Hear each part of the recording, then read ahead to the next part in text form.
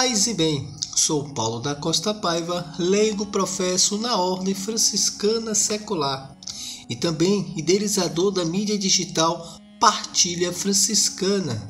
Lá você encontra tudo relacionado à espiritualidade do terceiro franciscano secular. Você encontra textos, você encontra vídeos, histórias de santos e muito mais. Aproveitando, faça um convite para conhecer as nossas fraternidades espalhadas por todo o mundo há mais de 800 anos, levando Cristo, a Boa Nova, o Evangelho, na maneira de nosso pai fundador São Francisco de Assis, com muita simplicidade, mas com bastante alegria. Hoje vamos dar continuidade aos milagres de São Francisco, baseado nas fontes franciscanas, nos escritos de Tomás de Celano. Como a gente sabe, ele fez todo uma pesquisa, catalogou os milagres possíveis, relatados, testemunhados e confirmados. Uma pesquisa séria na qual ele passou esses registros para o clero, para o alto clero, para os cardeais, para o Papa, como também entrou no cânon da Fontes Franciscana, para onde hoje nós temos a oportunidade de conhecer um pouco mais sobre esses milagres. Os milagres de hoje é sobre dos endemoniados, né? Hoje esse tema é um pouco polêmico, porque aqui ainda não passei para vocês, mas pode ter casos não necessariamente de uma possessão, mas um problema psicológico.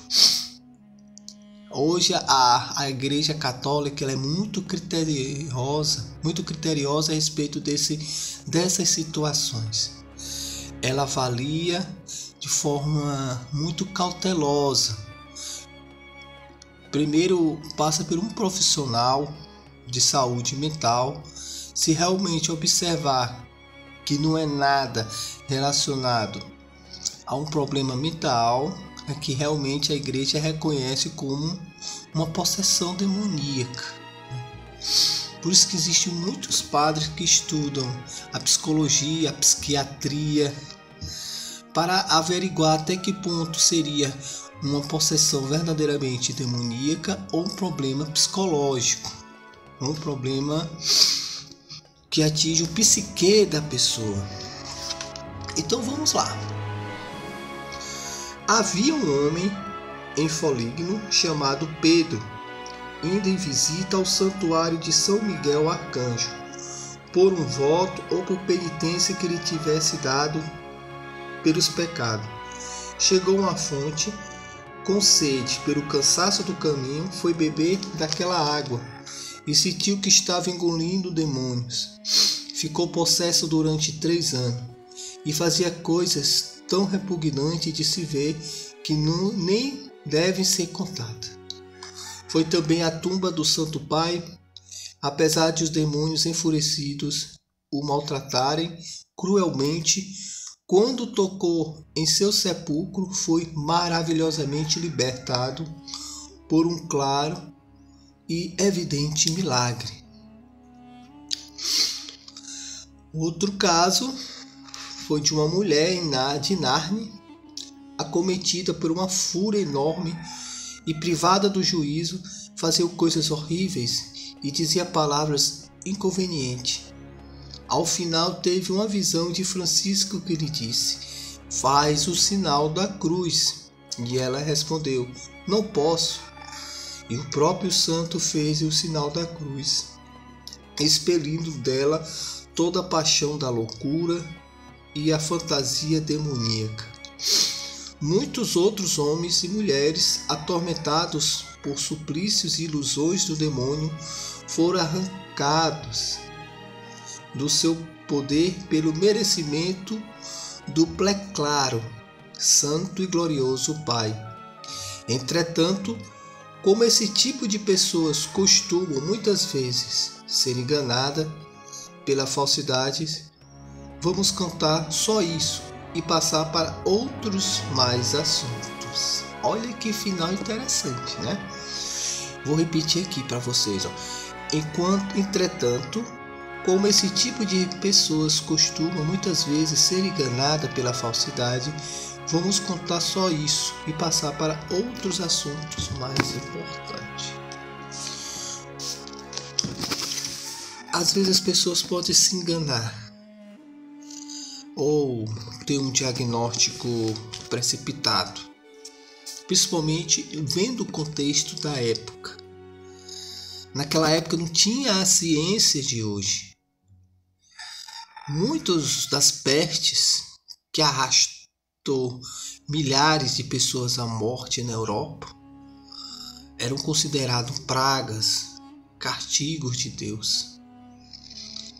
Hoje sabemos que existem epidemias, podendo chegar até a pandemias, onde milhares de pessoas podem morrer. E hoje a gente percebe que isso é um problema de saúde pública. E esses escritos falando sobre a libertação dessas pessoas dessas possessões podem ter sido realmente um fenômeno sobrenatural. Pode ter sido realmente isso, como também pode ter sido um problema de questão mental, de questão do psicológico da pessoa, uma questão de saúde. Mas independente disso, essas pessoas foram curadas, essas pessoas resgataram a sua dignidade, voltaram até a sua consciência equilibrada, podendo assim voltar ao convívio social normalmente. Então, nessas curas, nesses milagres acontecendo aqui relacionados à libertação de demônios, podemos também encarar que muitas das vezes os demônios que surgem em nossas vidas, ou culpamos essas certas entidades como os causadores de nossa vida, é uma fuga da nossa própria responsabilidade diante de escolhas precipitadas, diante de situações que a pessoa não teve discernimento, não refletiu sobre as consequências de seus próprios atos.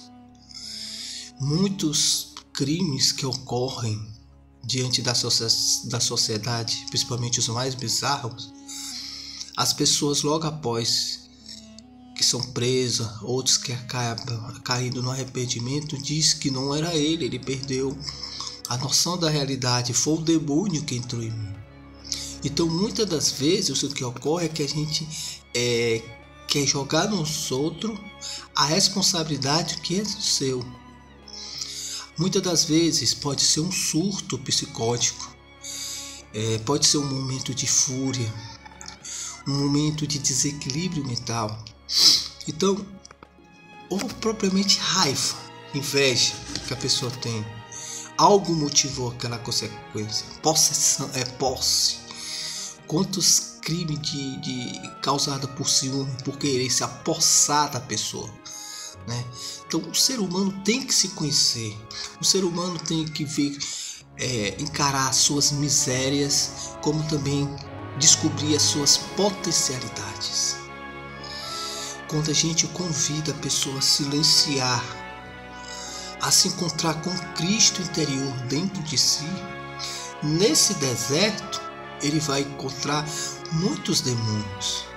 Esses demônios não necessariamente são aquelas entidades diabólicas, mas todo aquele mal que se faz presente em você, todo aquele mal que você alimentou durante uma vida, que são os vícios, que são as invejas, o seu egoísmo, a prepotência, os preconceitos, tudo de mal. É você se adentrar passar por todo esse deserto para encontrar o seu tesouro, a sua pérola, que é Cristo, que está lhe esperando para conversar com você, para agir em sua vida, lhe tornar verdadeiramente um cristão, um novo Cristo, aquele que vai dar continuidade à missão de Jesus de levar a boa nova, o Evangelho. Mas para isso é necessário silenciar. Veja seu templo como uma casa que precisa ser reformada. Muitas das vezes essa casa está em ruínas, mas ela pode ser reformada. Mas para isso você tem que entrar. Você tem que olhar em que situação ela se encontra.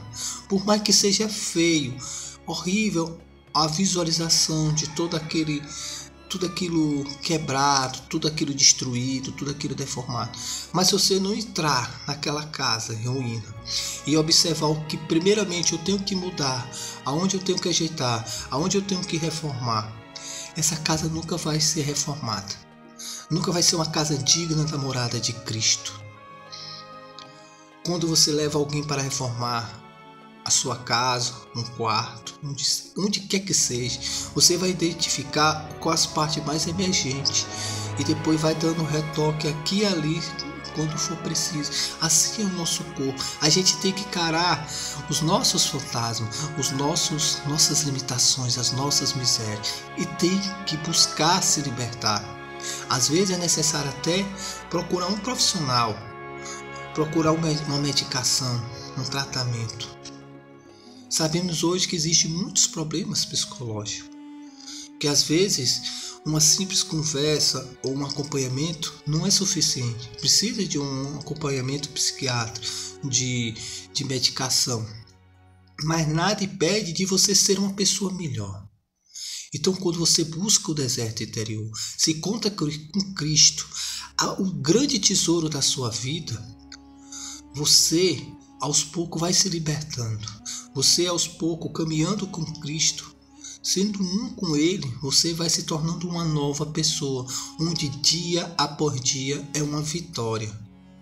Mas assim como o processo, às vezes pode ter uma queda aqui, uma acolá, mas Cristo está com você, disposto a te levantar.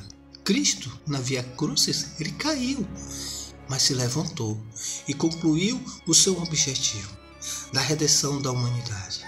E ele está aqui no teu coração, querendo também te transformar numa pessoa nova, te transformar em um ser de luz, um instrumento dele de vossa paz, levando a boa nova, levando a esperança àqueles que não têm mais. Então, irmão, se trabalhe, encare seus demônios e se torne um verdadeiramente cristão. Amém? Paz e bem.